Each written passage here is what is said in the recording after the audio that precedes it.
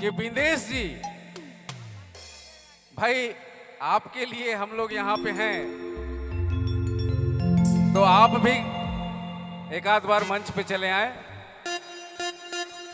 और जोड़ी के साथ।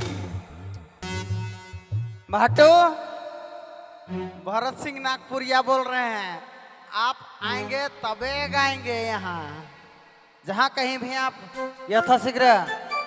जीजाजी आप आ जाइए स्टेज पर, आपका यथाशीघ्र इंतजार है। हम लोग चाहते हैं कि मेरा जीजाजी बिंदेश तिर्की जी आप जहाँ कहीं भी हैं यथाशीघ्र स्टेज पर आएँ, उसके बाद ही गाना चलेगा। आपके कानों तक आवाज़ पहुँच चुकी होगी, आप कंजूसाई करेंगे तो थोड़ा गाना गाने में लेट होगा। और बड़े भैया दीपक हमारे परम पूज्य गुरु जी आप आइएगा तबे चालू करवाएंगे, ऐसा प्रस्तावना है। अरे पकड़ा ना गोठिया और एक प्रोग्राम के हो एक आवाज चला। तो चलिए सोनी कुमारी के लिए एक बार जोरदार तारीफ पूरे सदन से। क्या बात है।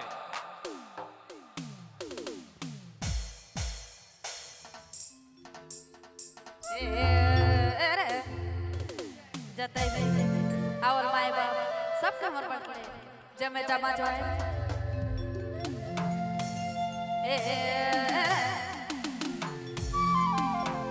ए भातो गया जमेरे ना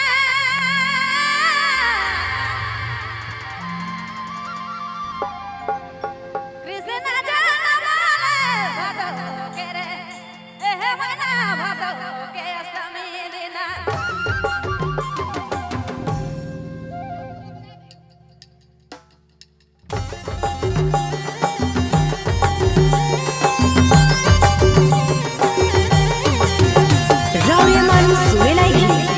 नागपुरी फोकस यूट्यूब चैनल की प्रस्तुति।